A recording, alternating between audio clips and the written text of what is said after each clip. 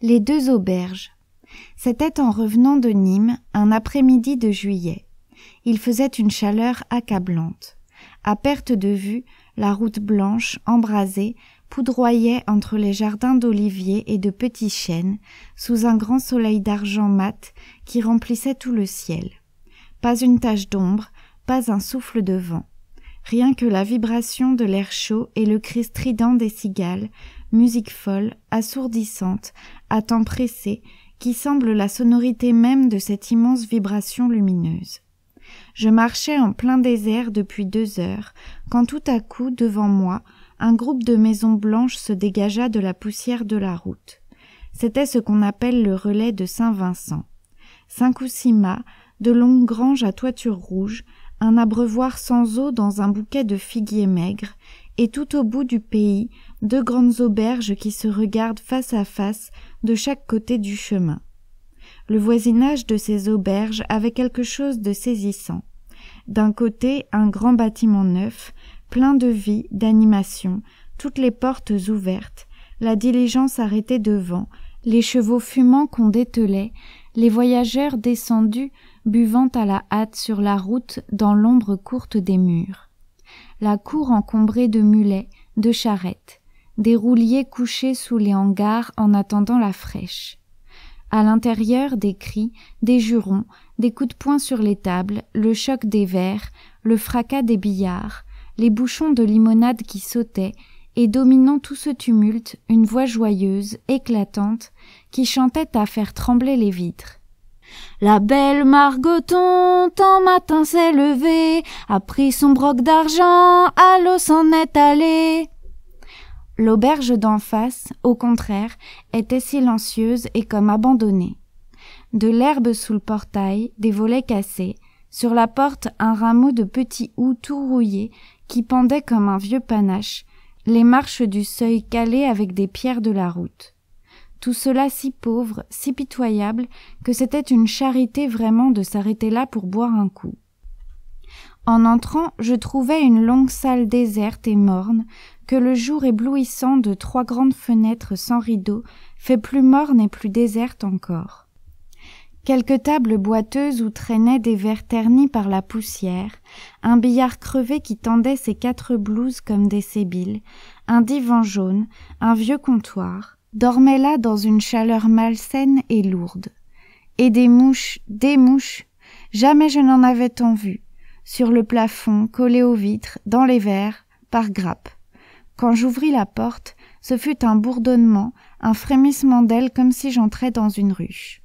Au fond de la salle, dans l'embrasure d'une croisée, il y avait une femme debout contre la vitre, très occupée à regarder dehors. Je l'appelai 2 fois. « Hé, l'hôtesse !» Elle se retourna lentement et me laissa voir une pauvre figure de paysanne, ridée, crevassée, couleur de terre, encadrée dans de longues barbes de dentelle rousse comme en portent les vieilles de chez nous. Pourtant ce n'était pas une vieille femme, mais les larmes l'avaient toute fanée. « Qu'est-ce que vous voulez ?» me demanda-t-elle en essuyant ses yeux. « M'asseoir un moment et boire quelque chose. » Elle me regarda très étonnée, sans bouger de sa place, comme si elle ne comprenait pas. « Ce n'est donc pas une auberge ici ?» La femme soupira. « Si, c'est une auberge, si vous voulez. Mais pourquoi n'allez-vous pas en face comme les autres? C'est bien plus gai. »« C'est trop gai pour moi. J'aime mieux rester chez vous. » Et sans attendre sa réponse, je m'installai devant une table. Quand elle fut bien sûre que je parlais sérieusement, l'hôtesse se mit à aller et venir d'un air très affairé, ouvrant des tiroirs, remuant des bouteilles, essuyant des verres, dérangeant les mouches. On sentait que ce voyageur à servir était tout un événement. Par moments, la malheureuse s'arrêtait et se prenait la tête comme si elle désespérait d'en venir à bout. Puis elle passait dans la pièce du fond. Je l'entendais remuer de grosses clés, tourmenter des serrures, fouiller dans la huche au pain, souffler, épousseter, laver des assiettes.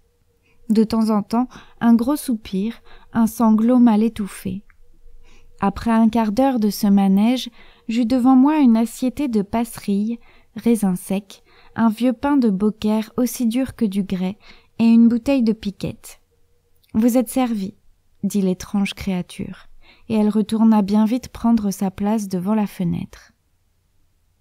Tout en buvant, j'essayais de la faire causer.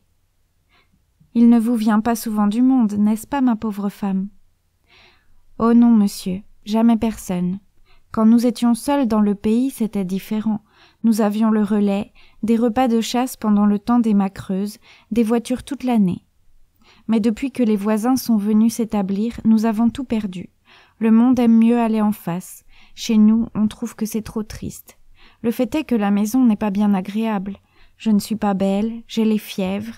Mes 2 petites sont mortes. Là-bas, au contraire, on rit tout le temps. C'est une Arlésienne qui tient l'auberge, une belle femme avec des dentelles et 3 tours de chaîne d'or au cou. Aussi, il lui en vient de la pratique. Elle a toute la jeunesse de Bézous, de Redescend, de Jonquière. Les rouliers font un détour pour passer chez elle. Moi, je reste ici tout le jour, sans personne, à me consumer. » Elle disait cela d'une voix distraite, indifférente, le front toujours appuyé contre la vitre. Il y avait évidemment dans l'auberge d'en face quelque chose qui la préoccupait. Tout à coup, de l'autre côté de la route, il se fit un grand mouvement. La diligence s'ébranlait dans la poussière. On entendait des coups de fouet, les fanfares du postillon, les filles accourues sur la porte qui criaient « Adieu Sias! Adieu Sias !» Et par là-dessus la formidable voix de tantôt reprenant de plus belle. A pris son broc d'argent, à l'eau s'en est allé, de là n'a vu venir 3 chevaliers d'armée. À cette voix, l'hôtesse frissonna de tout son corps et se tournant vers moi. « Entendez-vous, me dit-elle tout bas, c'est mon mari, n'est-ce pas qu'il chante bien ?» Je la regardais stupéfait. « Comment? Votre mari? Il va donc là-bas lui aussi ?» Alors elle, d'un air navré, mais avec une grande douceur. « Qu'est-ce que vous voulez, monsieur? Les hommes sont comme ça, ils n'aiment pas voir pleurer. Et moi je pleure toujours depuis la mort des petites. Puis c'est si triste cette grande baraque où il n'y a jamais personne. Alors quand il s'ennuie trop, mon pauvre José va boire en face, et comme il a une belle voix, l'Arlésienne le fait chanter.